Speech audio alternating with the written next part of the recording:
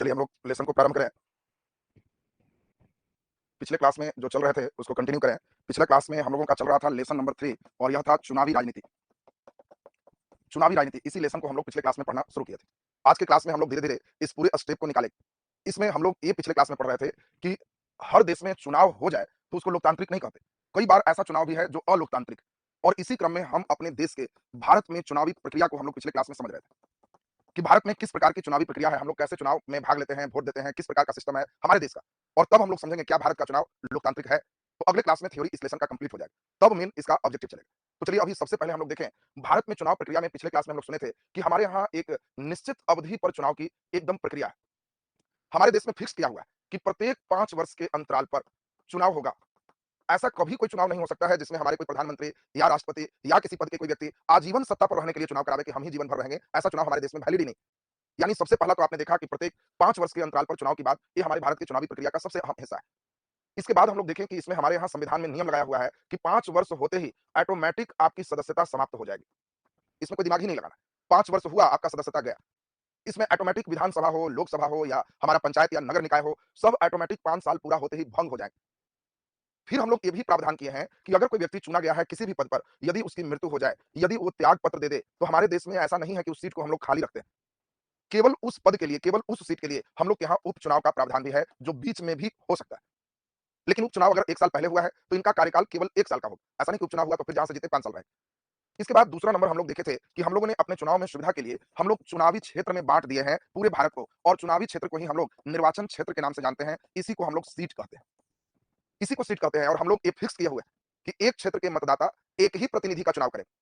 ऐसा नहीं है कि हमारे लोकसभा में मान लो निर्वाचन क्षेत्र हम लोग पूरे भारत को लोकसभा के निर्वाचन में बाँट दिए, तो हमारे यहाँ लोकसभा में 543 सीट है। तो लोकसभा में 543 सीट है, हम लोग ये बाँट चुके हैं। तो ये नहीं है कि हमारा एक मतदाता 543 को बटन दबाएगा, 543 पे बटन नहीं दबाना है। इसमें हम लोगों का एक प्रावधान किया गया है कि एक क्षेत्र के जो व्यक्ति हैं, वो केवल एक वोट ही देंगे, एक प्रतिनिधि के लिए जिम्मेवार होंगे। यानी आप जिस निर्वाचन क्षेत्र में रहते हैं, बस केवल उस क्षेत्र से एक प्रतिनिधि आपके चुने जाएंगे, बस आप उतना का जिम्मेवार हैं, पूरे का आप नहीं। इसी प्रकार से हमारे निर्वाचन क्षेत्र विधानसभा का अलग होगा। हर राज्य में राज्य के जनसंख्या और क्षेत्रफल के अनुसार से विधानसभा में सीट, जिसको हम निर्वाचन क्षेत्र कहते हैं, वो अलग-अलग होते हैं। इसी प्रकार पंचायत और नगर, इसके सीट अलग होते हैं और सबसे नीचे आपको हमने समझाया था कि जो निर्वाचन क्षेत्र है वो वार्ड है। वार्ड से नीचे में अभी हम लोग चुनाव नहीं करते। तो ये पिछले क्लास में दूसरा नंबर भी हम लोग पूरा सुन चुके थे। तीसरा नंबर का नाम हम लोग देखें, और यह तीसरा इंपॉर्टेंट है। हम लोगों का जिस निर्वाचन क्षेत्र में हम लोग होते हैं, वो सब जगह एक मतदाता सूची होती है। योग्य व्यक्ति जो वोट देने लायक हैं, उनकी एक सूची बनती है। इसी मतदाता सूची को हम लोग सामान्य बोलचाल की भाषा में वोटर लिस्ट कहते हैं। देखो भारत में एक वोटर लिस्ट बनता है और ऐसा संभव है कि चुनाव के समय 5 साल में किसी व्यक्ति का वोटर लिस्ट में नाम था, उसकी मृत्यु हो गई, या वो व्यक्ति उस क्षेत्र को छोड़ के दूसरे क्षेत्र में अपना वोटर कार्ड में नाम जुड़वा लिया। तो या कई ऐसे व्यक्ति हैं जो 5 साल में उन्होंने अपने 18 साल की आयु को पूरा कर लिया। तो ये तमाम लोगों के लिए हर चुनाव के पहले मतदाता सूची को रिवाइज़ किया जाता है, पुनरीक्षण किया जाता है, और जो योग्य व्यक्ति हैं, उस सभी का मतदाता सूची में नाम डाला जाता है। जिनका हटाने की आवश्यकता है, हट भी जाता है। ये भी नहीं है कि एक बार वोटर लिस्ट में नाम आ गया तो आपका परमानेंट। कोई कंप्लेन हुआ कि इनका 2 जगह से है, जाँच किया जाए, वहाँ से भी पकड़े गए, तो एक जगह ऑटोमेटिक हट जाएगा। इसमें हमारे यहाँ मतदाता सूची में जिनका भी नाम होता है, वोटर लिस्ट में नाम है, उन सभी को वोटर कार्ड बना के दिए जाते हैं और उस वोटर कार्ड में हर मतदाता के लिए यूनिक एक नंबर दिए जाते हैं। सबका अपना-अपना नंबर। और ये मतदाता सूची में नाम सार्वभौम वयस्क मताधिकार 18 साल, सार्वभौम का मतलब है किसी जाति का हो, किसी लिंग का हो, कितना भी पढ़ा-लिखा हो, अमीर हो, गरीब हो, कोई मतलब नहीं है। सब 18 साल से ऊपर जितने भी व्यक्ति हैं, ये सभी का इसमें नाम डाला जाएगा। तो ये देखिए, और सबसे महत्वपूर्ण बात है, सभी को समान अवसर हमारा देश प्रदान करता है। एक वोट का कीमत सबका समान है, चाहे वो पढ़ा-लिखा हो, चाहे वो नहीं पढ़ा-लिखा। तो ये देखिए मतदाता सूची की बात हम लोग पिछले क्लास में यहाँ तक देखे थे। अब आज के क्लास में हम लोग कंटिन्यू करें, भारत में क्या विशेषता है, इसी पे हम लोग चल रहे हैं। तो भारत में सबसे इंपॉर्टेंट है आरक्षित निर्वाचन क्षेत्र। आरक्षित निर्वाचन क्षेत्र क्या होता है? 2 मिनट हम लोग इसको खूब बढ़िया से समझें। संविधान बनाने वाले ने देखा कि अगर हम हमारे यहाँ जो देश में व्यवस्था है, कुछ कमजोर वर्ग है, कुछ कमजोर वर्ग हैं, और अगर हम सीधा-सीधा चुनाव करवाते हैं, तो खुले चुनाव में अगर हम मुकाबला में इनको भेजते हैं, तो खुले चुनावी मुकाबला में ये पिछड़ जाएँगे। क्यों? क्योंकि पहले से ही ऑलरेडी पिछड़े हुए हैं। तो जो संपन्न वर्ग है, वो चुनाव में इनको बढ़ने नहीं देगा, और कमजोर वर्ग जब नहीं बढ़ पाएँगे, तो निश्चित रूप से जो प्रतिनिधि होंगे, इनकी आवाज़ नहीं उठा पाएँगे, और ये इनकी नज़र में होगा कि लोकतंत्र हमारे देश में नहीं है, हमारा कोई आवाज़ नहीं उठाता, हमारा कोई मंत्री नहीं है। इसीलिए हमारे देश के संविधान निर्माताओं ने एक अलग से प्रावधान किया कि हमारे जिस जगह पे कमजोर वर्ग हैं, उस जगहों पे हम सीट को आरक्षित करेंगे, रिज़र्व करेंगे, और लोकसभा के चुनाव में शेड्यूल कास्ट और शेड्यूल ट्राइब, अनुसूचित जाति और अनुसूचित जनजाति, इसके लिए रिज़र्व किया गया है। हम लोग महिला विधेयक भी इधर पास किए हैं अगले चुनाव से 29 से। महिलाओं के लिए भी कमजोर वर्ग में उनको मानते हुए उनके लिए भी सीट रिज़र्व की बात चलेगी। अभी हमारा 543 जो सीट है, हम लोग पहले से फिक्स किए हुए हैं कि हर कमजोर वर्ग का रिप्रेजेंटेशन आए। तो 84 पूरे देश में शेड्यूल कास्ट अनुसूचित जाति के लिए और शेड्यूल ट्राइब अनुसूचित जनजाति के लिए 47 सीट को हम लोग रिजर्व रखें। ये कभी भी पृथक निर्वाचन नहीं समझता। इसमें हम लोग ये रिजर्व किए हैं कि इन सीटों पर केवल यही खड़ा हो सकते हैं, लेकिन वोट हमारे सभी जिनका भी वोटर लिस्ट में नाम है, सब मिलके देंगे। ये प्रतिनिधि केवल उसी वर्ग के नहीं होंगे, सबके प्रतिनिधि। हाँ, इधर कई राज्यों में ऐसा किया गया कि कमजोर वर्ग के रूप में शेड्यूल कास्ट और शेड्यूल ट्राइब के अलावे पिछड़े वर्ग ओबीसी को भी डिफाइन किया गया। तो राज्य के चुनाव में, विधानसभा में, नगर निकाय के चुनाव में, पंचायत चुनाव में पिछड़े वर्ग के भी आरक्षण का प्रावधान किया गया। ये लोकसभा राज्यसभा में, ये यहाँ जो देख रहे हो, ये लोकसभा में, राज्यसभा में सिर्फ यही है, लेकिन विधानसभा में इनका भी प्रतिनिधित्व है। पंचायती राज चुनाव में अगर बात करें, नगर निकाय के चुनाव में बात करें, तो इसमें हम लोग के लिए स्पेशली इन लोगों का है ही, महिलाओं के लिए भी 1/3 कम से कम रिजर्व किया गया है। बिहार सरकार को 50% रिजर्वेशन दिया है। इसलिए आपसे क्वेश्चन पूछा जाएगा कि बताओ बिहार के किस चुनाव में महिलाओं को 50% आरक्षण है, तो पंचायत और नगर चुनाव में महिलाओं को 50% रिजर्व। तो ये देखिए हम लोग के यहाँ आरक्षित निर्वाचन क्षेत्र, ये भी आपने बहुत ही बढ़िया से समझा, जिसमें वोट सब देंगे, कुछ जगहों पर सीट रिजर्व है। हमारे देश में अगला नंबर हम लोग चलें, उम्मीदवार का नामांकन। अब देखो हमारे यहाँ बहुत ही बढ़िया एक प्रावधान है। हमारे जो भी मतदाता हैं, एक प्रावधान किया गया है कि मतदाता को हम विकल्प देंगे, ऑप्शन देंगे। हम लोग ऐसा कतई नहीं करेंगे कि एक ही खड़ा होंगे या बस उसी को वोट दे दीजिए। हम लोग मैक्सिमम विकल्प पे वर्क करेंगे। हम लोग सिर्फ शर्त ये लगाएंगे कि न्यूनतम कम से कम 25 वर्ष की आयु पूरा कर लिए हैं, तो वो उम्मीदवार बन सकते हैं। देखिए बहुत इंपॉर्टेंट बात है, 18 साल की आयु पूरा कर लिए तो आप मतदाता हैं, लेकिन 25 साल की आयु पूरा कर लिए तो उसको हम लोग कहते हैं कि ये उम्मीदवार है। अब उम्मीदवार के लिए हमारे यहाँ 2 चीज़ है, एक है पार्टी। अलग-अलग कई पार्टी मीन्स हमारे देश में दल है। वो भी हमारे देश में बहुदलीय व्यवस्था है। कोई भी दल अपना बना सकते हैं और इस पार्टी से, दल से किसी भी व्यक्ति को उम्मीदवार बनाने को हम लोग सामान्य बोलचाल की भाषा में टिकट कहते हैं कि इनका टिकट कट गया, इनका टिकट मिल गया। ये देखिए बहुत इंपॉर्टेंट है। अगर किसी पार्टी से किसी को टिकट नहीं मिला, कट गया, तो हमारे यहाँ विकल्प के लिए उनको फिर ऑप्शन दिया गया है कि आप निर्दलीय चुनाव लड़ सकते हैं। निर्दलीय का मतलब आप कोई दल में नहीं, कोई रुकावट हमारे यहाँ नहीं है। किसी भी दल से आप लड़ सकते हैं। हाँ, अब हमारे यहाँ कुछ-कुछ प्रावधान जो किया गया है, उम्मीदवार के नामांकन में ये किया गया है कि जिनको भी 2 साल से ऊपर का सजा है, अपराधी हैं, केवल केस से नहीं, सजा हो चुका है, तो वो चुनाव नहीं लड़ सकते। ये देखिए हमारे यहाँ चुनाव पे रोक भी है कि जिनको सजा हो चुका है, वो चुनाव नहीं लड़े।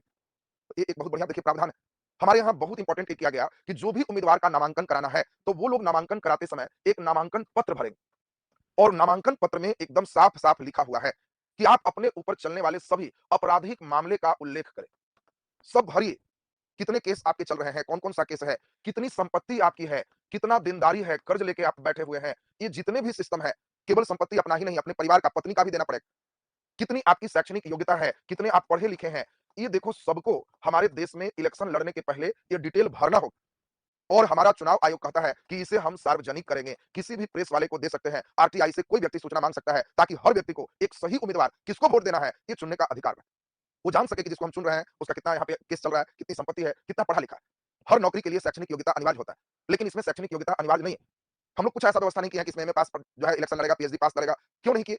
क्योंकि हमें मालूम है कि हमारे देश में पढ़ा-लिखा, उच्च शिक्षा प्राप्त करता लोग कम है।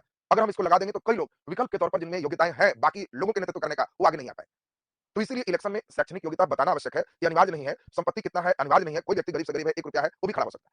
लेकिन इन लोगों को सार्वजनिक रूप से बताना होगा।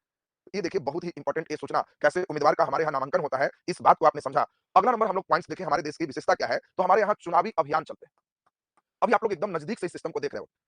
निर्वाचन आयोग ये प्रावधान करती है कि अंतिम रूप से चुनाव की जो घोषणा हो, चुनाव का जो नामांकन हो और जो चुनाव हो, नामांकन कराइए और चुनाव में शामिल होइए। इसमें ज्यादा समय नहीं दें, सिर्फ 2 सप्ताह का समय दें बस। ज्यादा देंगे तो दिन-रात सब माइक चला के घूम-घूम के लोगों को पका देगा। सिर्फ 14 दिन का समय दिया जाएगा, ज्यादा नहीं। नामांकन कराइए और इलेक्शन में आइए, 14 दिन का आपको टाइम देते हैं। इस समय में ही आपको अपने मतदाता से संपर्क करना है।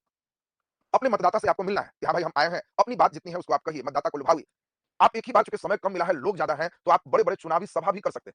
इस चुनावी सभा में आप अपने टॉप रैंक के प्रचारक जो भी हैं, उनको बुला सकते हैं। लोग उनको देखने के लिए आएगा, आप अपनी बातें कहें, विरोधी पार्टी की बातें कहें। इस समय टीवी के माध्यम से, अखबार के माध्यम से, ये सारी चीज़ आप जनता के बीच रख सकते हैं। टीवी में, टेलीविज़न में भी डिबेट चल सकता है। कई पक्ष के लोग अपनी-अपनी बातें रख सकते हैं, किनका क्या है, सभी लोग जानें। और सबसे बड़ी बात है कि इस चुनावी अभियान में आप सभी दल से चुनावी मुद्दे जनता तक पहुँचाने की बात की जाती है। कौन-सा मुद्दा आप है जो जीतने के बाद लाएँ?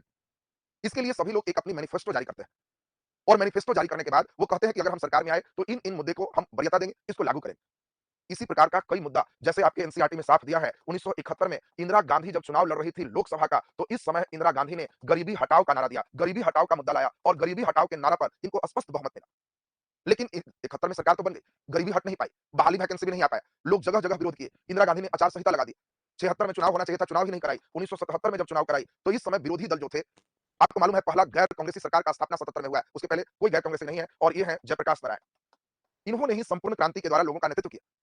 और इन्होंने इस समय लोगों को मुद्दा दिया लोकतंत्र बचाओ, लोकतंत्र बचाओ। अब देखो ये सब मुद्दा बहुत इंपॉर्टेंट हो जाता है। लोकतंत्र बचाओ तो ये 77 में है। 77 में ही विधानसभा का बंगाल में चुनाव हुआ।